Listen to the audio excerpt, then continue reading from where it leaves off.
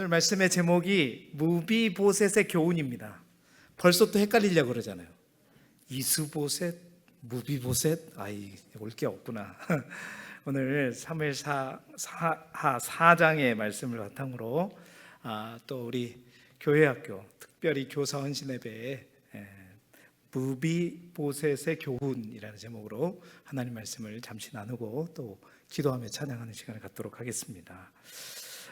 사무엘하 4장을 가지고 나누는 오늘이 이제 마지막 시간입니다. 제가 교훈 시리즈라고 했잖아요. 첫 번째는 누구였어요?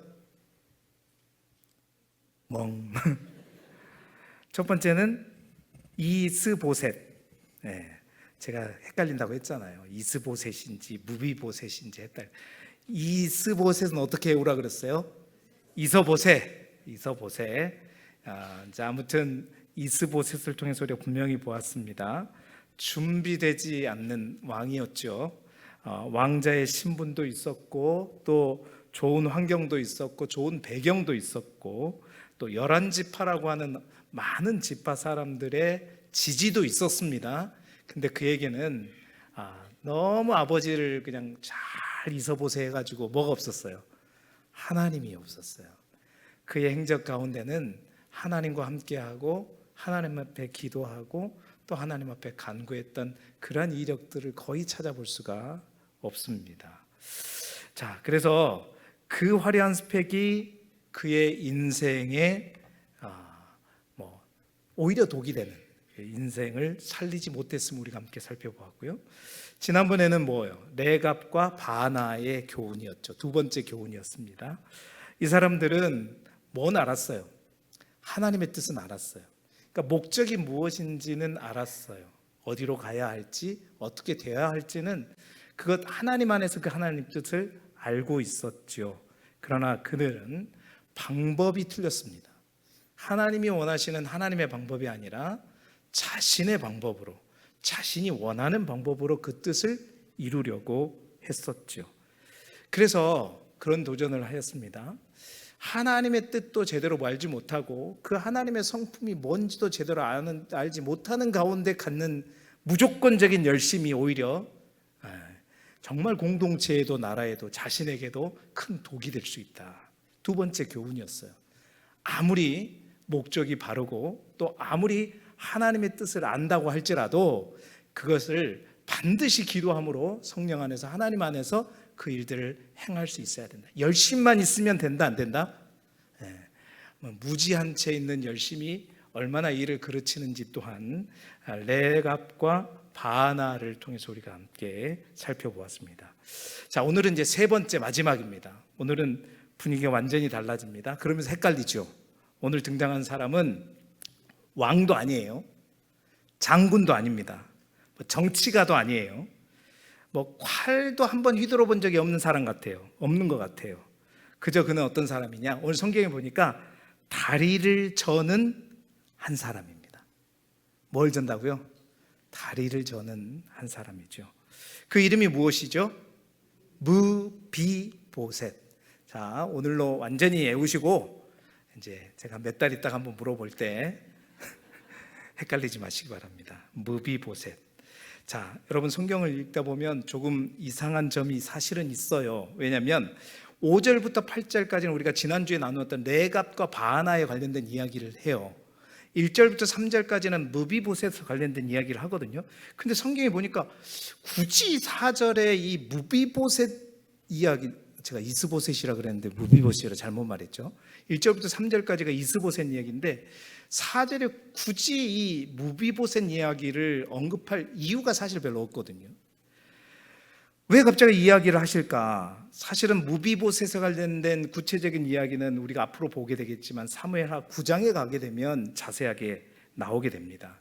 그때 이러한 일들을 소개해도 됩니다. 그런데 오늘 하나님은 또 굳이 여기에서 먼저 이 4절 한 절을 통해서 무비보셋이 어떤 사람인가에 대해서 밝히고 있죠. 여러분, 말씀을 준비하면서 이게 왜 그런가? 하나님께서 뭔가 일부러 이곳에서 우리를 멈춰 세워서 잠깐 이 아이를 바라는 거죠. 이 아이의 인생을 한번 자세히 들여다봐라. 그것을 통해서 내가 너희에게 전할 메시지가 있다는 것, 저는 그렇게 확신을 하고 오늘 말씀을 여러분과 함께 나누고자 하는 것입니다. 오늘 특별히 교회학교 헌신예배로 우리는 하나님 앞에 헌신을 다짐하면서 우리 선생님들 함께 예배를 드리고 있습니다. 그런데 저는 오늘 이 말씀이 사랑하는 우리 교회학교 모든 교사들 뿐만 아니라 우리 모든 성도님들에게 큰 위로와 도전이 될 것이라고 믿습니다. 오늘 무비보셋을 통해 하나님께서 우리에게 주시는 이제 첫 번째, 두 번째 교훈과도 또 다른 하나님의 은혜를 함께 나누기를 원하는데요. 자, 오늘 이제 무비보셋을 들어가 보자면 무비보셋을 생각하면 참 안타깝습니다. 정말 불쌍한 사람이죠. 사실 뭐 그가 잘못한 게 있는가? 그럼 무비보셋이 뭐 잘못한 게 있을 것 같아요? 죄를 지은 것도 아닙니다. 뭐 자기가 실수한 것도 아니에요. 그는 5살에 그의 인생이 통째로 바뀌어 버렸습니다. 오늘 성경 4절 말씀, 딱 한 절 말씀 다시 한번 우리 화면을 보면서 같이 읽어보시죠. 시작. 사울의 아들 요나단에게 다리 저는 아들 하나가 있었으니 이름은 무비보셋이라.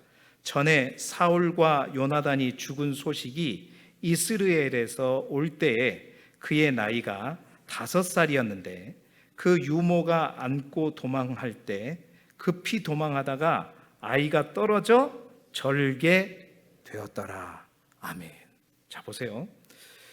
그 당시에 아마 한 7년 전일 거예요. 그러니까 무비보셋이 5살 때 왕궁은 순식간에 아수라장이 되었던 것 같습니다. 이제 뭐 아버지 사울도 그렇고 할아버지 사울도 그렇고 아버지 요나단도 다 그 전투에서 죽었다는 소식이 들려왔었을 때 유모가 어린 무비보셋을 안고 급히 도망하게 되죠. 그런데 너무 급히 도망하다 보니까 뛰다가 이 아이를 어떻게 한 거예요? 세상에 그럼 너무 안타깝죠. 너무 불쌍하죠. 이 아이를 떨쳐버린 거예요. 떨쳤더니, 그리고 성경은 아주 짧게 기록해. 다시 한번 말씀을 보내주세요. 떨쳐버리고 났더니 그 아이가 떨어져 어떻게 되었더라? 절게 되었더라. 여러분, 이 짧은 말 속에 이 한 사람의 평생이 들어있어요. 절게 되었더라.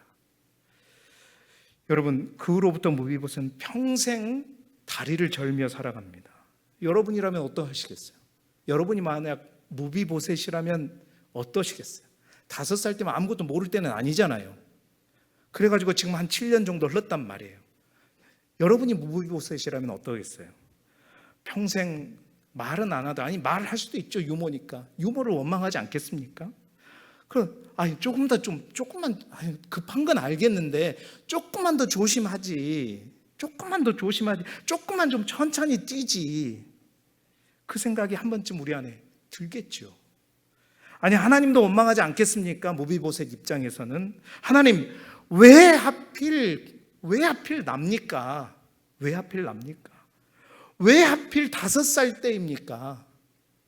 왜 내 인생은 이렇게 시작부터 꼬여야 되는 것입니까? 오늘 이 무비보셋의 한탄을 들으면서 여러분 공감하신 분 분명히 있을 줄 믿습니다. 그런데 여러분, 오늘 저는 조금 다른 질문을 여러분에게 드리고 싶습니다. 정말 이 무비보셋의 절름발이 인생, 그 절름발이 인생이 진짜 불행이었을까? 여러분, 우리는 너무 쉽게 판단하고 쉽게 결정합니다. 건강하면 무조건 축복이고, 아프면 무조건 저주이고, 강하면 은혜이고, 약하면 실패라고 그냥 쉽게 단정해 버립니다. 그런데 여러분, 성경은 다 그렇지 않더라고요. 성경은 그렇게 말씀하지 않더라는 것입니다.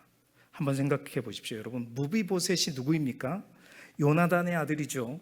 요나단의 아들입니다. 요나단은 사울의 뭐예요? 첫째 아들입니다. 장자입니다.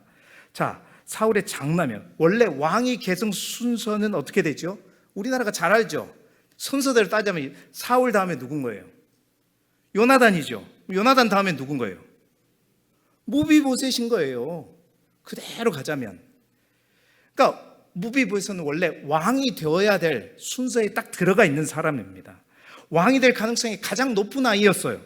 그런데 요나단 아버지가 전쟁에서 죽게 되었습니다. 그러다 보니 이제 왕을 이어야 되는데 할아버지도 다 죽었죠. 무비보셋은 그때 나이가 겨우 몇 살이었어요? 5살이다 보니까 누가 왕이 됐습니까? 막 헷갈리려고 그러죠. 이스보셋이 삼촌이 왕이 된 거예요. 삼촌이. 자, 그러다가 오늘 본문이 약 7년 정도가 흐른 상태입니다. 그럼 몇 살이 이제? 5살에서 7 더하면 12살, 12살, 3살. 그 정도 되면 오늘날도 그렇지만 그 당시에는 어른. 자, 여기서 우리가 한번 생각해 보자는 거죠. 만약 여러분 무비보셋이 건강하게 자랐다면, 어려운 질문, 어떻게 됐을까요? 우리나라 사람들이 이걸 잘 이해할 수 있어요. 조선왕조 500년 역사 우리가 너무나도 잘 보니까, 그죠? 만약 건강하게 자랐다면 어떻게 됐을까요? 이스보셋 그 삼촌 입장에서 가장 경계하고 두려워야 될 사람이 누구일까요? 헷갈리죠? 무비보셋입니다. 무비보셋이 만약 건강하게 자랐다면 가장 견제하고 아닌데 항상 두려워야 될 존재가 누구냐면 무비보셋입니다. 왜? 왕위의 정통성을 가진 조카이기 때문이죠. 건강하고 잘 자라고 사람들의 지지를 받는다면 어떻게 되겠고, 당연히 우리 조선시대 역사를 보게 되면 왕이 되기 위해서 형제를 죽이고 조카를 죽이고 왕손을 제거하는 일들이 얼마나 많겠습니까? 자, 어려운 질문. 그런데 무비보셋은 왜 살아남습니까? 왜 살아남죠? 너무 어렵죠? 왜 아무도 그를 제거하지 않느냐는 거예요. 왜 아무도 그를 위험으로 생각하지 않았습니까? 왜죠? 그가 다리를 절었기 때문이에요. 이해하십니까, 여러분? 사람들은 생각했습니다. 저희 아이는 저래가지고 뭔 왕이 다리를 쩔쭉 제대로 걷지도 못하는데 뭐 왕이 된다고. 위협이 안 돼. 이스보셋이 그래서 무비보셋은 나한테 위협이 안 돼. 신경 쓸 필요가 없어. 여러분, 그런데요, 이것이 하나님의 비밀이고 이것이 하나님의 섭리라는 거예요. 여러분, 무비보셋은요 평생 자기 다리를 볼 때마다 뭐 했겠어요? 원망했을 겁니다. 왜 나는 태어나면서부터 5살 때부터 나한테 꼭 이런 일이 일어나가지고 평생 나는 절름발이 인생을 살아가게, 원망하고 저주하고 불평하고 울고 그랬을 거예요. 왜 나만 이렇지? 왜 하나님은 나를 이렇게 만드셨지? 그런데 여러분, 하나님은 그의 그 약함을 가지고 그의 생명을 지키고 계셨습니다. 아멘 나와야 되는 거 아니에요? 그의 약함이 없었으면 생명을 지킬 수 없었어요. 벌써 처단됐을 겁니다. 그 약함을 가지고 하나님께서 그의 생명을 지키셨던 거예요. 여러분, 우리는 하나님께 늘 그렇습니다. 늘 더해달라고 기도합니다. 건강도 더하게 해주십시오. 더 건강하게 해주십시오.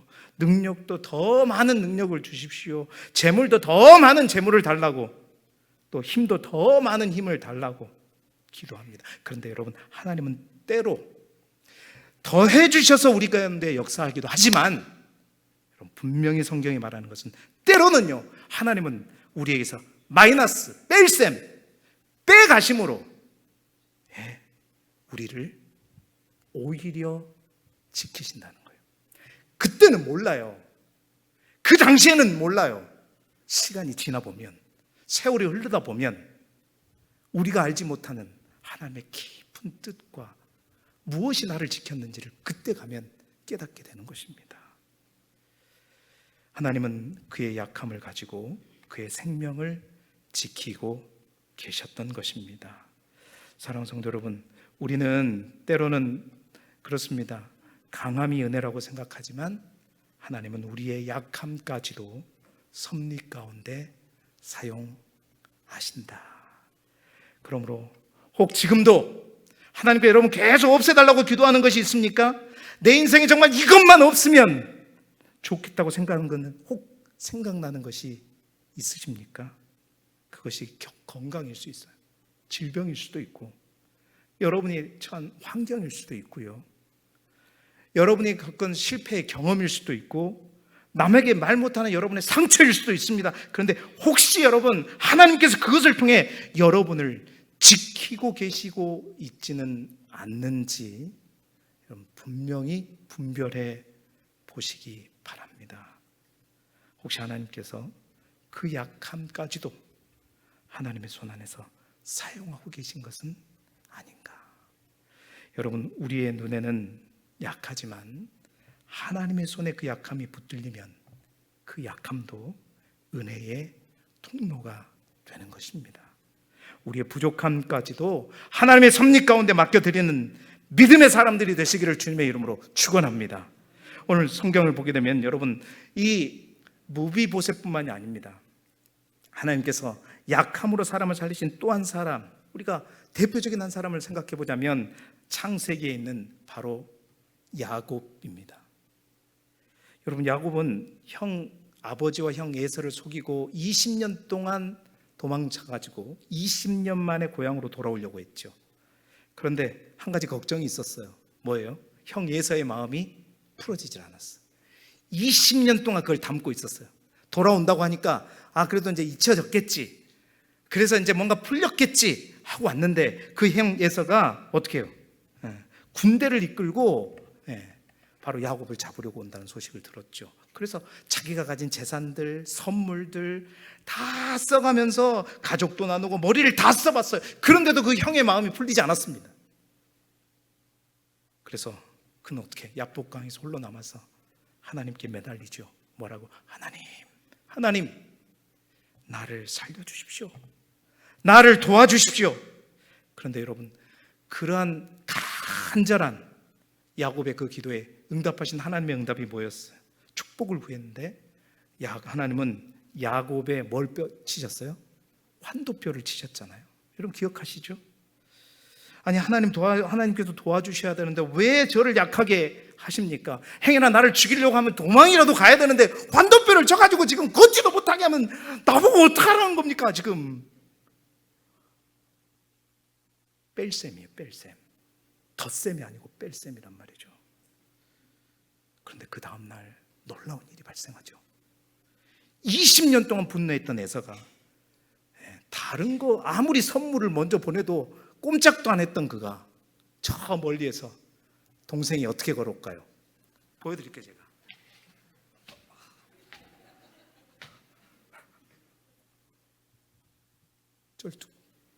제가 쩔뚝거리면서 온 그 모습을 동생이 그 모습을 보잖아요. 그 모습을 본 순간 여러분, 20년 동안 굳게 닫혔던 그 에서의 마음, 그 어떤 것도 흔들거나 풀리지 않았던 그 마음이 무너지게 되죠. 그래서 성경은 그 장면을 이렇게 기록하고 있어요. 창세기 33장 4절 말씀 같이 읽어봅니다. 시작. 에서가 달려와서 그를 맞이하여 안고 목을 어긋 맞추어 그와 입 맞추고 서로 우니라. 막 야곱이 막 팔팔해가지고 돈 있다고, 돈 많이 벌었다고 막 이러면서 오면은 더 꼴보기 싫었겠죠, 여러분. 에서가 아마 그랬을 거예요. 더 이를 갈았을 거예요. 근데 그 에서가 쩔뚝거리면서 저 뒤에서 아마 착각했을 거예요. 먼저 보낸 게 아니라 같이 걸어왔는데 쩔뚝쩔뚝 거리다 보니까 늦게 온 걸로 착각을 했을지도 몰라요. 어찌 됐든 간에 그 쩔뚝쩔뚝거리는 그 모습을 보고 20년 동안 굳었던 그 마음이 풀어진 거예요, 에서가. 그래서 달려가서 목을 어긋 맞추면서 입을 맞추어서 서로 울더라. 여러분, 야곱은 하나님 앞에 기도할 때 내가 더 강해져야 살 수 있다고 생각하고 하나님 나에게 뭔가 힘을 주시든지 이 상황을 극복해 달라고 기도했을 것입니다. 그런데 여러분, 하나님은 오히려 그 야곱을 더 약하게 만드셔서 그를 살리시더라는 거죠. 여러분, 이것이 하나님의 또 다른 방법입니다. 여러분, 다시 한번 말씀드립니다. 하나님 때로는 더해 주셔서 역사하지만 때로는 빼가심으로써 더 큰 은혜를 우리에게 부어 주시는 거예요. 무비보셋도 그랬고 야곱도 그랬고 우리가 잘 아는 사도 바울도 그랬지 않습니까? 그래서 바울은 고린도후서 12장 9절 상반절에 뭐라 그래요? 같이 읽어봅시다. 시작. 나에게 이르시기를 내 은혜가 내게 족하도다. 이는 내 능력이 약한 데서 온전하여 짐이라. 아멘. 하나님의 음성을 듣고 오히려 자기의 약함을 자랑하게 되는 그 단계까지. 그러므로 여러분 우리의 약함까지도 하나님의 섭리에 맡겨드리는 믿음의 사람들이 되시기를 주님의 이름으로 축원합니다. 무조건 되고 울지 말고, 무조건 되려고 포기하지 말고, 무조건 되려고 절망하지 말라는 얘기입니다, 여러분. 그것이 오히려 약해질 수 있고 무너질 수 있는 여러분의 신앙을 지킬 수 있고 흔들릴 수 있는 여러분의 믿음을 붙잡아 줄 수 있고 지내놓고 보면 그것이 나를 지킬 수 있다. 여러분, 저는 이 말씀을 묵상하면서 또 하나 놀라운 사실을 발견하는데 그건 뭐냐, 무비보셋의 이야기가요, 아까 말씀드린 사무엘 4장에 한 번 언급되고 끝나지 않습니다. 하나님은 이 이야기를 여기서 끝내지 않으시고 우리가 나중에 보게 되겠지만 사무엘하 9장에 가면 아주 놀라운 장면이 발생하죠. 이제 다윗이 왕이 되었습니다. 나라가 안정되었습니다. 그러던 어느 날 다윗이 갑자기 이런 말을 합니다. 사울의 집에 아직 남은 자가 있느냐? 아직 안 봤으니까 잘 모르겠죠. 성경을 보신 분들은 알 줄로 믿습니다. 여러분 왜 찾습니까? 왜 찾아요? 죽이려고? 아닙니다. 다윗이 이어서 이렇게 말합니다. 내가 요나단으로 말미암아 그에게 은총을 베풀겠다 말하죠. 그리고 사람들이 한 사람을 데려오죠. 그 사람이 누굽니까? 바로 무비보셋입니다. 쩔뚝거리는 무비보셋.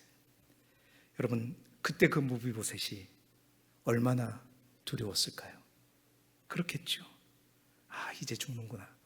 이제 드디어 원수된 사울의 씨를 완전히 말리려고 하는구나. 왕이 나를 없애려고 찾는구나. 그런데 다윗이 그 무비보셋을 향해 뭐라고 그러죠?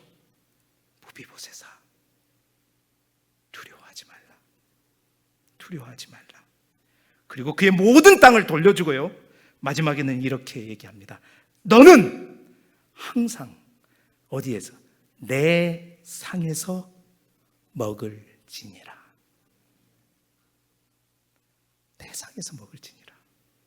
여러분 이것이 정말 너무나도 큰 은혜입니다. 쩔뚝거리는 사람이 왕의 식탁에 앉았습니다. 왕이 된 게 아닙니다.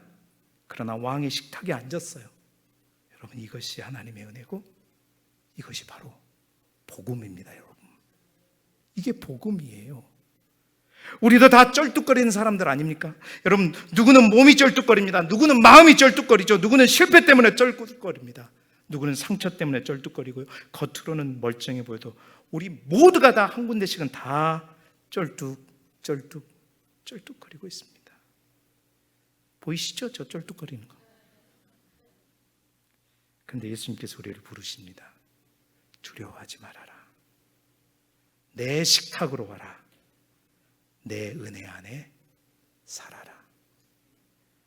여러분 하나님께 쓰임받는 사람은 우리가 봤잖아요. 스펙이 좋은 이스보셋이 아닙니다. 머리가 잘 돌아가는 메각과 아니에요. 하나님께 쓰임받는 사람은 완벽한 사람이 아니에요. 은혜를 경험한 사람입니다. 저는 오늘 특별히 교회학교 선생님들에게 이 말씀을 드리고 싶습니다. 교사 여러분, 혹시 여러분 가운데 이런 생각해 보신 분들 계십니까? 나는 부족해. 나는 성경도 많이 모르는데 내가 중고등부까지 막 말도 잘 못하는데 내 믿음은 아직도 나도 그냥 믿음이 연약한데. 여러분 무비보셋도 그렇게 생각했을 것입니다. 나는 절름발이인데. 그런데 하나님은 그 절름발이를 버리지 않으셨습니다. 오히려 은혜의 식탁으로 초대하셨습니다. 하나님은 완벽한 사람을 찾지 않으십니다. 하나님은 은혜를 아는 사람을 찾으셔요. 그래서 고린도전서 1장을 보면 하나님께서 이렇게 말씀하십니다. 고린도전서 1장 27절 말씀이죠. 준비가 안 됐죠?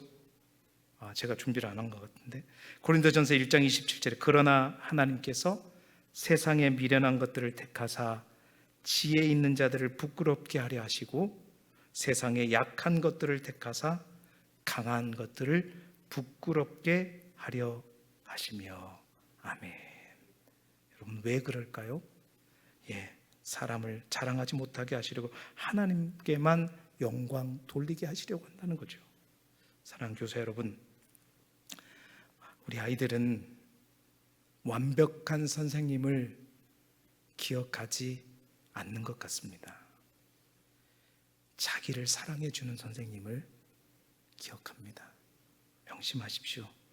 자기를 위해 기도해 준 선생님을 기억합니다. 실수했지만 눈물로 섬겨준 선생님을 기억합니다. 여러분, 신앙은 지식으로만 전해지는 게 분명히 아닙니다. 삶으로 전해지는 것이죠. 그래서 저는 우리 선생님들이 완벽한 교사가 되려고 애쓰는 것보다 은혜를 경험한 교사가 되는 걸 되시기를 주님의 이름으로 축복합니다. 아이들은 선생님의 성경 지식보다 더 먼저 선생님의 삶을 읽습니다. 우리의 자녀들도 마찬가지입니다. 우리가 알고 있는 성경 지식보다 우리의 삶을 더 읽습니다. 선생님의 기도의 모습을 읽습니다. 선생님의 사랑의 모습을 읽습니다. 선생님의 눈물을 읽습니다. 하나님께서는 그런 교사를 통해 다음 세대를 세워가시죠. 사랑하는 성도 여러분, 교사는 교회, 학교에만 있는 것이 아닙니다. 그런 의미에서 우리 모든 부모도 교사요, 우리 구역장도 교사고, 우리 모든 권사님도, 집사님도, 장로님도, 목사도 다 교사입니다. 우리 모두가 누군가에게 믿음을 보여주는 사람들입니다. 그러므로 우리의 강함으로, 우리의 지식으로 다음 세대들을 세우려고 하지 마시고 하나님의 은혜로 세워가십시오. 우리의 능력으로 세워가려고 하지 마시고 하나님의 은혜를 우리를 통해 흘려 보내시길 바랍니다.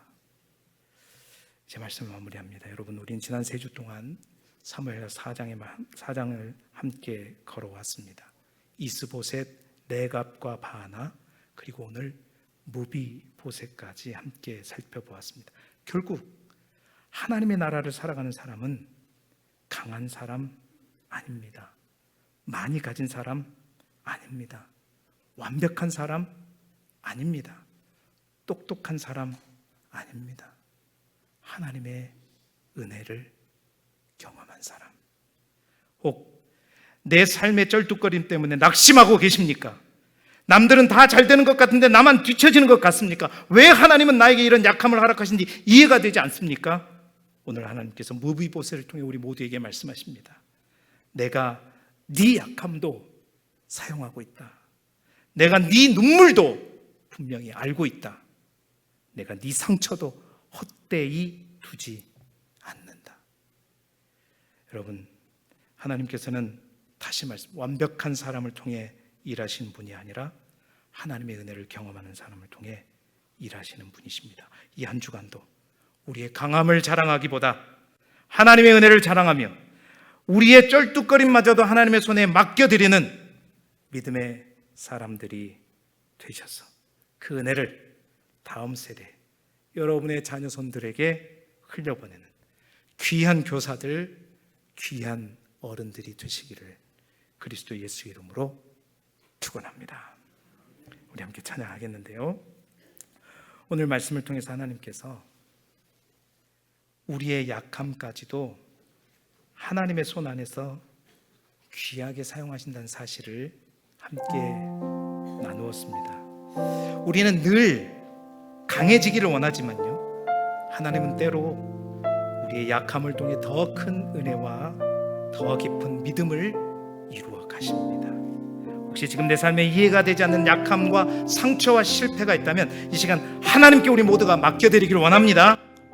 우리의 약함 가운데 더욱더 강하게 역사하시는 그 하나님을 믿으면서 우리 다 함께 잘하는 찬양이죠.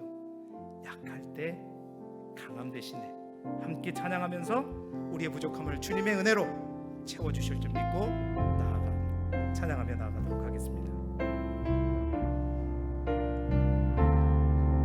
약할 때 강함 대신에, 약할 때 강함 대신에 나의 보배가 되신 주 나의 모든 것, 주 안에 있는 보물을 나는 포기할 수 없네. 주 나의 모든 우리 다시 한번 고백합니다. 약할 때 강함 대신에. 아멘. 약할 때 강함 대신에 나의 보배가 되신 주 나의 모든 것, 주 안에 있는 보물을 나는 포기할 수 없네. 주 나의 모든 것.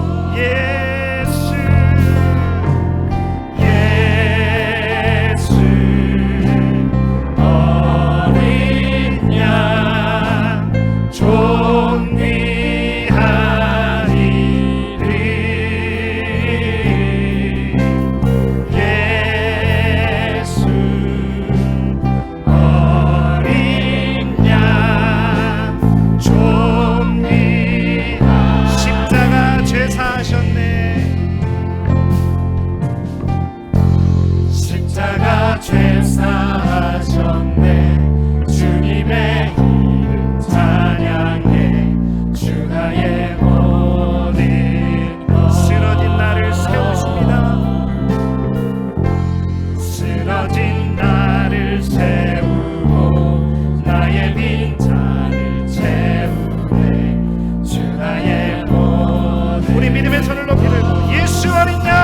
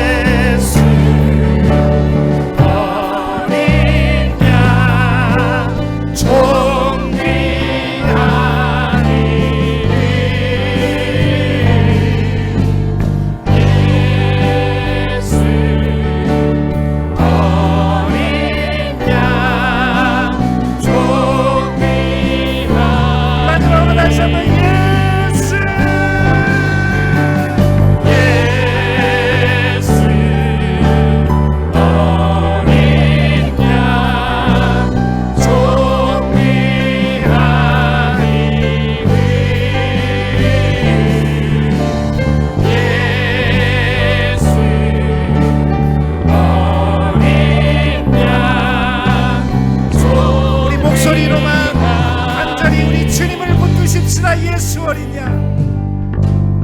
예수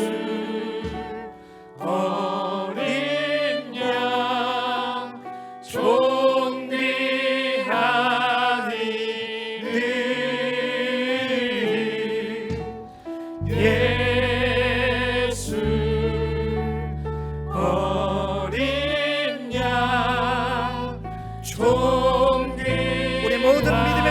높이 들고